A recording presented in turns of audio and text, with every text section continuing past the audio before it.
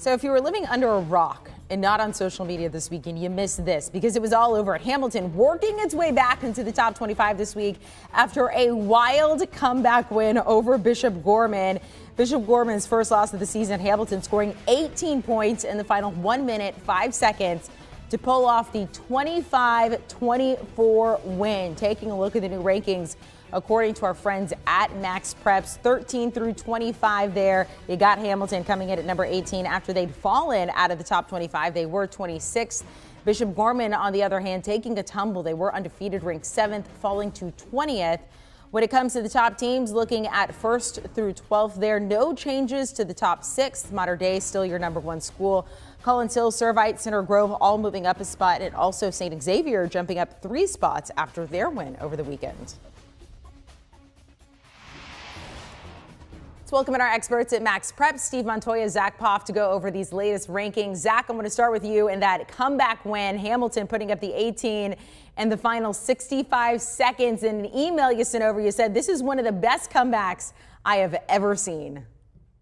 Yeah, it was crazy because I had the game on the main TV and I was watching Servite playing their game too. And then it was 24-10. They kicked a 46-yard field goal with a $1:05 left. I'm like, all right, that's probably going to do it. Then they recover the onside kick. Nico Markiel, what a gamer, the quarterback, a West Virginia commit. He led them down and they scored it 24-17 with 29 seconds left. So you're thinking there's no way possible they're going to get a second onside kick. And they get it 4 plays later. Nico Markiel finds Nick Switzer for a 22-yard touchdown with 8 seconds left.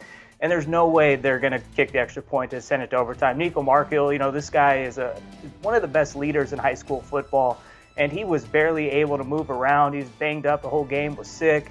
And they went for 2 and he ran it in. And wow, it was a crazy comeback. It reminded me a ton of Thompson last year in the 7A state championship game in Alabama. They were down by 9 with 16 seconds left and they pulled it out. So those 2 comebacks are 2 of the best I can remember in the last decade. But you just got to tip your cap to Nico Markiel. This is a dude that, was battling through injuries, and he didn't let his team quit. And they came back, they scored 18 points in a minute 05 and pulled off one of the most bizarre comebacks you're going to see in high school football. So, you got to love what Markiel's doing with that team. And I can't wait, Amanda, if they're undefeated and Chandler goes undefeated, they play on November 12th to close out the regular season. That's going to be a big-time game in the state of Arizona. You got to wonder just how much they practice those onside kicks. To make 2 of them is pretty incredible there.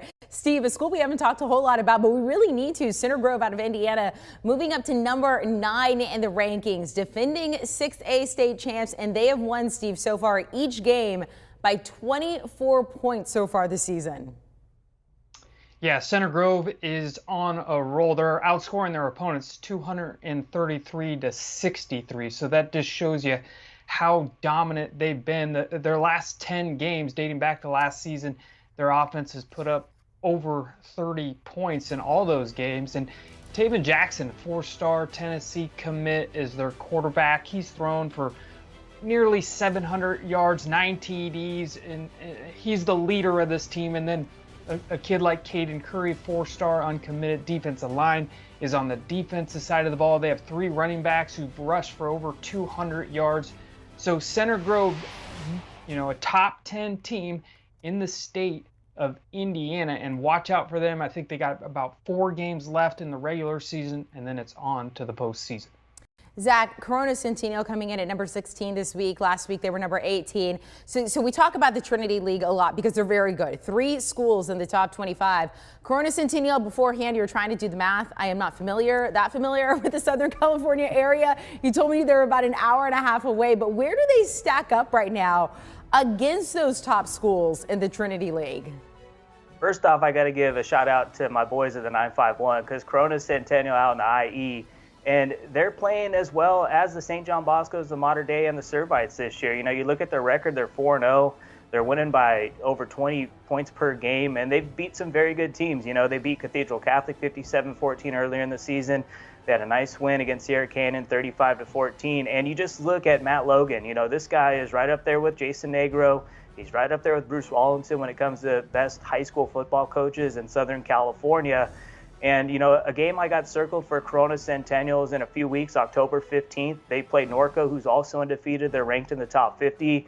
And Norco is a team that beat them last spring. So, the Huskies want to get that one back. But I would favor Mater Dei and St. John Bosco when we do get to the playoffs, but Corona Centennial is a team to keep your eye on because you look at their defense, they got a big-time defensive line, but their secondary is top-notch. You got, 2022 Notre Dame commit Jaden Mickey. He's one of the best, not just in SoCal, but in the entire country. And then the offense is always going to be good with Coach Logan. They got a couple of quarterbacks, Carson Conklin, Izzy Carter. They got a trio of wide receivers, a good offensive line, and a strong running game. So, if they do want to beat the Mater Dei and the St. John Boscos, though, they've struggled in the past. They got to get off to a good start when we do get to the postseason, too. But remember October 15th. That's going to be a big-time game against Norco.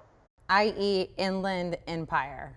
Yes, I've got it. Okay, so you're teaching us about SoCal. I'm going to teach you about the state of Oklahoma. Bixby, Oklahoma. It's near Tulsa, not that big, very popular, very good at football, by the way. Steve, Bixby coming in at number 22. They've been the best team in Oklahoma the past 3 years. Are we potentially looking at the best team for a fourth year in a row?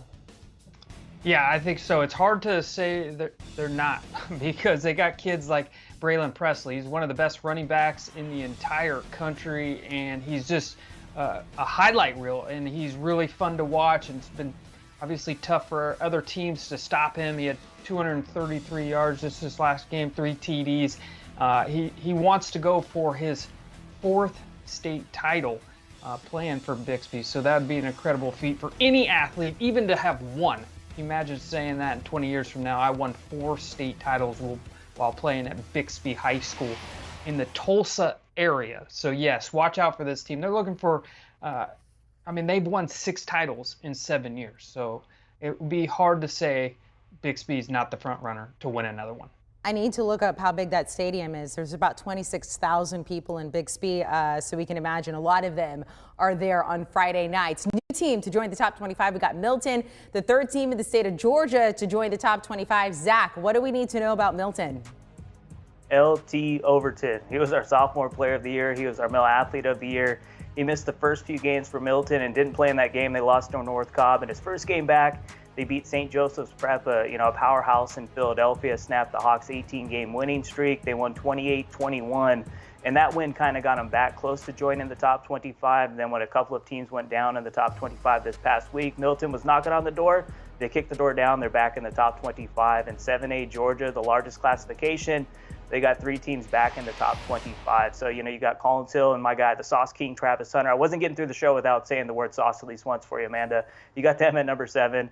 And then you got North Cobb, the team that knocked off Milton a couple of spots ahead at 23. All right.